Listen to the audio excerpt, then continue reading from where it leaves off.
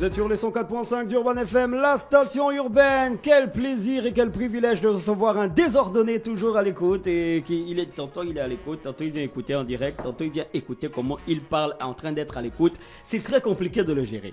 Smack, on dit quoi? On est là, bonjour. Bonjour, tu vas bien? Ouais, ça va très bien. Ça fait plaisir de te recevoir. Merci. Avant de parler de Falaman, on revient sur le single Éternel. Oui. Marrakech, c'est un single qui tourne beaucoup sur Urban Big Up. Ouais, ça tourne beaucoup depuis sa sortie. Et puis, il y a pas mal de retours des gens sur ce morceau. Parce qu'ils se demandent même, en fait, est-ce que le gars, il était gabonais? Est-ce que c'est un gabonais qui était à l'extérieur, qui est rentré? Tu vois. Mais c'est vraiment, il y a de très bons retours sur ce single. On a l'habitude de te voir un peu sur des singles très chauds. Très chaud, surtout avec le trio que tu fais depuis un moment avec Belle-Fée et Garcin Lagassan. On a l'habitude de vous retrouver sur des titres ensemble et c'est tout le temps des titres qui ont beaucoup de vibes, qui ont beaucoup de tonus, qui font beaucoup de bruit. Et là, tu reviens déjà à l'époque, on avait fait énormément tourner ton son avec Prince Kiala sur Urban Big Up. Et là, tu nous reviens. C'est le même. Ouais, c'est le même, vraiment, c'est le même. Ça avec Prince Kiala, Alex Bach, c'était quelque chose. Ouais. Et on t'a aussi vu dans Le Vent de Mars 3. Quand tu veux vraiment kicker dur, tu kicks dur. Et là, tu nous reviens avec Éternel, qui est une balade qui, enfin, personnellement, c'est un son que j'ai réellement kiffé. Merci. C'était quoi le truc? Pourquoi avoir changé totalement de vitesse comme ça? Bon, j'ai pas vraiment changé de vitesse. Une fois, j'étais arrivé sur le plateau. Je disais que je préparais un album. Ouais.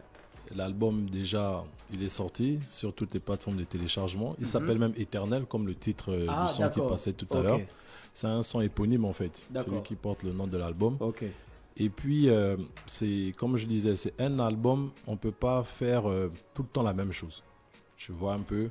On peut faire un son dansant dans un album, comme on peut parler de soi, comme on peut parler de faits de société, d'insécurité, d'amour, de mariage, de travail. Voilà, donc c'est un son qui est dans l'album que je mets en avant pour faire parler du projet en fait. Éternel, c'était un rapport avec la longévité ou bien avec le Christ? Non, éternel parce que entre temps, tu vois, on grandit, on vieillit. Aujourd'hui, je suis marié, j'ai une femme, j'ai des enfants et à travers ma progéniture, tu vois, je vais toujours exister entre griffes. Tu vois, on se rappellera toujours de moi à travers mes enfants, comme on se rappellera de nous, tu vois. Que, ouais, ça c'est l'enfant de Kos, ça c'est l'enfant de Marrakech, de Frédéric, tu vois. Donc d'une part, on va toujours se rappeler de toi, c'est pourquoi je te parle d'Éternel, tu vois. Et dans le morceau, en fait, c'est une dédicace à ma femme. On va avoir rendu éternel, en fait, à travers les enfants que j'ai eus. Donc, je parle de ma femme, je la remercie. En fait, dans le morceau, c'est comme si je parlais avec ma fille. Puis je lui dis que c'est grâce à votre maman que vous êtes là, qu'on vit ce bonheur, tu vois. Et en même temps, ça rend ce morceau classique, finalement. Ouais, on espère qu'il sera classique. Et voilà. Non, mais déjà même pour les enfants, c'est un truc qu'ils pourront écouter à chaque fois. Voilà, même quand ils seront grands, quand ils seront aussi vieux à leur tour, peut-être que leur enfant fera aussi un morceau éternel 2.0, on ne sait jamais. Tu vois. Donc c'est un peu ça le terme éternel. C'est pas parce que je vais changer forcément, non, c'est de la sensibilité. Il y a des moments tu es chaud, tu fais un morceau chaud, il y a des moments tu sors d'un LBF, tu trouves que c'est un peu bizarre, tu fais un morceau bizarre sur l'insécurité. Il y a des moments tu es en famille, tu regardes tes enfants jouer et puis tu te rends compte que tu as de la chance. Et puis voilà, tu te rends compte que cette chance vient de ta femme. Et puis tu fais un morceau sur ça, tu vois. Comme en sortant d'ici, je peux être tellement joyeux d'avoir fait une bonne émission, d'être invité dans cette salle de classe. Et puis je fais un morceau sur Urban Big Up, tu vois. Tranquille. Pourquoi avoir décidé finalement de sortir tout un projet? Parce qu'on te connaissait quand même sur pas mal de singles et tout ça. Et maintenant, tu te décides, tu prends la décision, autant pour moi, de sortir un projet concis. Il a déjà combien de titres, Éternel? 16 titres. 16 titres. 16 titres. Il y a 16 titres, il y a 13 titres avec 3 bonus. Parce qu'entre-temps, il y avait déjà trop de morceaux. On travaille. Il y a, alors il y a un feat avec Garcin, Toute la Night. Il y a un feat qu'on connaît, qui est un single déjà sorti. Voilà. Il y a un feat avec Belle-Fée et JK, Zap la Gola. Qu'on connaît aussi. Voilà. Il y a un feat avec Prince Kiala parce que j'ai inclus le morceau Sexy là-dedans. C'est un morceau que j'aime bien. Je trouvais qu'il pouvait revenir fort. Il y a un feat avec Zeben. Et puis Danger de Collective People. Et puis Freddy Beat. Et La Roche Mébalé aussi. Voilà, sur un morceau Ikoku. Voilà. Tu as préparé ce projet éternel pendant combien de temps? Waouh. Ça fait plus de 2 ans quand même déjà. Okay. Ça fait plus de 2 ans. Parce qu'avant, je me disais, bon, il faut s'affirmer, on balance des singles. Et à force d'aller en studio, il y avait tellement de morceaux. Il y a même des morceaux qu'on a décidé de le mettre de côté. Et puis on s'est dit, bon, on va prendre ça. Au lieu de les faire sortir un à un, ce qui prend souvent du temps, de l'énergie, des sous aussi, parce que la promo, c'est chaud. Il fallait les mettre ensemble et puis les faire sortir une bonne fois en projet d'album, quoi. Le projet a été travaillé avec combien de beatmakers? Beatmakers, waouh, il y en a plusieurs. Les beatmakers, déjà, il y a Célio Monfombi, Célio Beat. Il y a Steve, Evo, comme il a changé de blaze, il s'appelle maintenant Evo.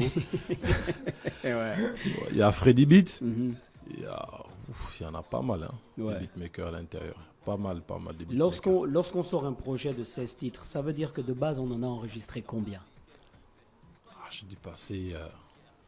Sur ce coup-là, je pense que j'ai dépassé 30. Hein. Et qu'est-ce qui a été justement la caisse de résonance dans les choix des morceaux qu'il fallait mettre? Déjà, moi-même, ce que je préfère, ce que j'aime écouter, par exemple, quand je suis dans la voiture, je sens que ça c'est pas mal. Quand je suis à la maison, je regarde un peu comment les gens réagissent lorsque je mets ma musique. Quand je suis avec les potes, ils donnent aussi un peu leur avis que ça serait bien, ça c'est pas mal. Et puis voilà, ça se joue un peu au tic au tac, quoi. Ouais, bon, ça on le prend. Bon, ça, parfois tu sens que le morceau n'est pas très abouti. Peut-être qu'il manquait encore un couplet, peut-être qu'il fallait faire le refrain comme ça. Puis ou bien tu sens que tu n'es pas très bien à l'aise sur la musique, ça n'accroche pas. On décide de zapper, quoi. C'est les plus aboutis, ce que l'entourage kiffe un peu le plus quand on s'assoit. Par exemple, il y a des artistes qui font, comment on appelle ça, des séances d'écoute. Ouais, voilà. Bien sûr. Mais c'est pas une séance d'écoute proprement dite, c'est juste qu'on est avec des potes avec qui on aime la musique, avec qui on partage. C'est vraiment au feeling, quoi. Voilà, et puis on écoute, on dit ça c'est pas mal, ça ce serait bien. Et c'est comme ça qu'on décide, celui-là je le mets, celui-là je le garde pas. Tu vois, c'est un peu comme ça, quoi. Je sais pas si c'est très professionnel, mais bon. Non, mais c'est tout à fait logique. Selon ton goût, quoi. Voilà, selon mon goût, ma sensibilité, je sens que ça c'est bien. Parfois tu trouves que le morceau s'il sort là, il n'est plus dans l'air du temps. Tu sens que vaut mieux le zapper. Et puis voilà, quoi. On te connaît, on sait que tu es quelqu'un d'assez engagé. Quelqu'un qui kiffe la musique, beaucoup de musique. Et les bistouri aussi. Laissons ce côté-là. Donc, nous, on te connaît. Il y a pas que les bistouri, il y a les seringues, il y a... Il y a la morphine, il y a quelqu'un qui connaît. Il y a la morphine. Je disais donc, nous on te connaît, mais on a, si tu veux, le regard qu'on a, on a l'impression qu'il manque quelque chose. D'après toi, qu'est-ce qui manque? Parce que, vu l'engagement que tu as, vu l'amour que tu as pour la musique, tu devrais être un peu plus vu. Un peu plus sur les shows, un peu plus connu. D'après toi, qu'est-ce qui manque? Est-ce que tu dois prendre plus de risques? Il faut toujours prendre des risques déjà. Je pense, lorsqu'on s'engage, il faut prendre des risques.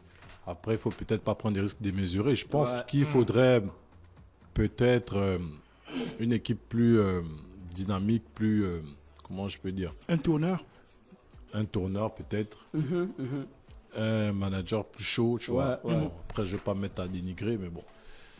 Le travail à la base au niveau de l'artiste, je pense qu'il est déjà fait parce que, je sais pas, on ne va pas se vanter. On écoute quand même le truc et quand on va au studio, on se défonce. Je pense qu'on sort quand même de la qualité, mais après, il faut. La musique, vraiment, c'est un tout. C'est comme Baponga disait un jour dans une émission que j'écoutais que pour être premier de la classe, il ne suffit pas juste d'avoir peut-être 20 en maths, tu vois. Il faut avoir un peu un tout. Il faut une équipe qui bosse, il faut un manager dynamique. Il faut des personnes qui tournent. Il faut des personnes qui tournent. C'est-à-dire que tu ne peux pas tout faire toi seul en tant qu'artiste. Tu ne peux pas aller au studio, tu enregistres. Déjà, c'est difficile de faire un son. Il faut faire la musique, il faut écrire, il faut le produire, il faut le mixer. Après, il faut que tu fasses de la promo. Après, il faut réfléchir sur les stratégies de promo. Les stratégies de promo, en général, chez les autres, c'est même pas toujours l'artiste qui va faire de la promo. Non, c'est clair. L'artiste, il reste un peu mythique, genre, on le voit pas trop peut-être dans les émissions phares et tout ça. Mais en fait, comme ça, et comme tu dis, il manque un truc, c'est peut-être cet impact au niveau de la structuration, en fait. Voilà, structure un truc plus dynamique, tu vois. C'est-à-dire que même quand tu veux faire une émission, normalement, tu ne dois même pas contacter l'artiste. Tu vois un peu. Normalement, je passe par le manager, il y a des shows. Après, moi, je suis tellement engagé avec tellement de principes qu'il y a les shows. Ça ne manque pas. Mais le problème, c'est parfois la rémunération, tu vois. On dépense l'argent studio, beaucoup d'argent. On dépense l'argent dans les clips. Tu vois, sur ma chaîne, j'ai peut-être déjà une dizaine de clips depuis que je suis arrivé. Chaque fois, il faut payer le réal, il faut payer il faut payer les frimes, il faut payer les figurants, il faut payer les trucs, tu vois. Et après, quand tu arrives dans le champ, tu dis à le coca, bon, on va te mettre à l'aise. Ça décourage. Et parfois, tu ne bois même pas le coca. Parfois, moi, je ne bois pas de coca. Tu vois. Bon, maintenant, vous avez cité une marque, cité une autre marque. Fanta, Sprite, voilà. Désolé, ça en fait exprès. Mais après, tu vois, il y a des trucs comme ça qui freinent, tu vois. Il y a des choses, on les fait en frangin, tu vois. C'est vraiment, comment je peux dire, cassé. Parce que, bon, c'est le frangin, on ne sait jamais demain, etc., etc. C'est la famille. Mais après, quand toi-même, tu te lances, on te parle des trucs un peu dérisoires, si je peux dire ça comme ça. Donc, moi, ça me freine beaucoup. Parce que j'essaie de m'estimer à un certain niveau, tu vois, sans prétention aucune. Hein. Mais après, quand on te dit, bon, ouais, tu vas venir, on va te mettre à l'aise. Attends, frère, moi, si je veux me mettre à l'aise, même à la maison, je peux me mettre à l'aise, tu vois, non? J'ouvre le bar, je bois, tranquillement, quoi. Mais s'il faut encore sortir, aller prester, chaque fois on va se mettre à l'aise, on va se mettre à l'aise, C'est un peu comme si on ne respectait pas le statut, bien le travail que je suis en train de faire, tu vois. Donc ça me... D'accord. On rappelle aux auditeurs qu'on est avec SBAC qui vient donc nous présenter le projet Éternel. On va s'écouter Falaman. Falaman, j'ai l'impression que c'est un mot que tu affectionnes beaucoup ces derniers temps. On a Ultra Falaman, Falaman Spirit. On s'écoute d'abord Falaman et on revient sur ce morceau. Les gars, vous savez que bientôt on va déjà passer les morceaux, les extraits. Oui, les droits d'auteur. Genre 30 secondes. Ah ouais.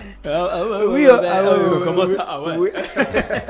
Non, alors Falaman de SBAC sur les 104.5 d'Urban FM, la station urbaine. Il parle de quoi? Nous on voit, mais il parle de quoi ce morceau? Bon, Falaman, c'est un mot dans le jargon de chez nous. C'est quelqu'un qui se débrouille en fait. Quelqu'un qui se bat, qui se cherche, qui combat.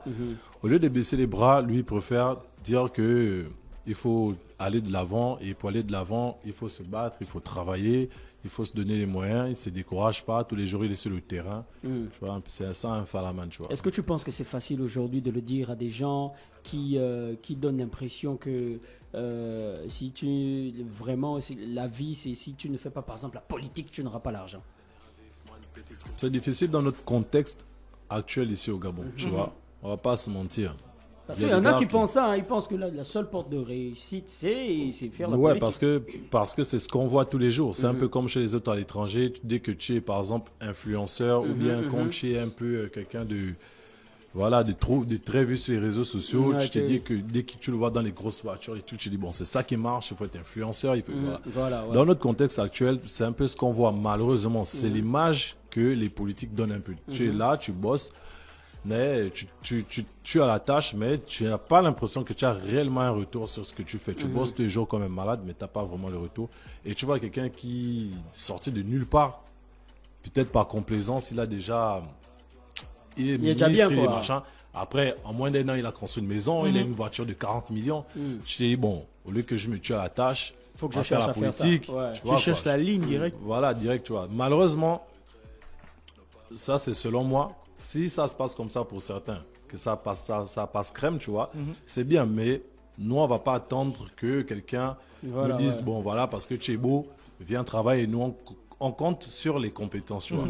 Par exemple, moi, je suis un bon animateur. Je voudrais qu'on me reconnaisse comme un bon animateur. Donc, on me prend dans ce cadre-là, on me paye à ma juste valeur. Si je dois avoir de l'argent, c'est parce que je suis un très bon animateur. Exact. Comme au stage, aller au Oprah et milliardaire, tu vois.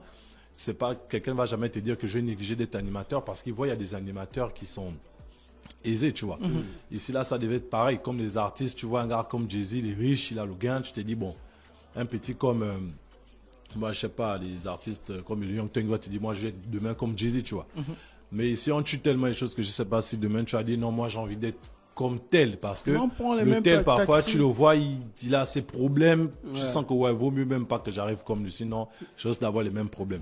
Donc, ça tue un peu le mythe, tu vois. Mais sinon, moi, je suis pour ceux qui se battent, tu vois. Et je préfère continuer de donner cette idée, cet engouement. Quelqu'un doit travailler, quelqu'un doit se battre, et quand tu gagnes à la sueur de ton front, moi, je trouve que la victoire, elle est plus belle, quoi, tu vois. Et puis tu ne dois rien à personne. Voilà, après tu ne dois rien à personne.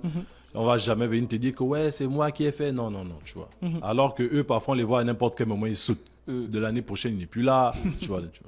Smack, on peut se procurer le projet où? Le projet est disponible sur toutes les plateformes de téléchargement. Tu vas même sur Boomplay, peu importe les Deezer, les Spotify, tu tapes Smack Éternel, tous les morceaux ils apparaissent. Il est sur toutes les plateformes de téléchargement.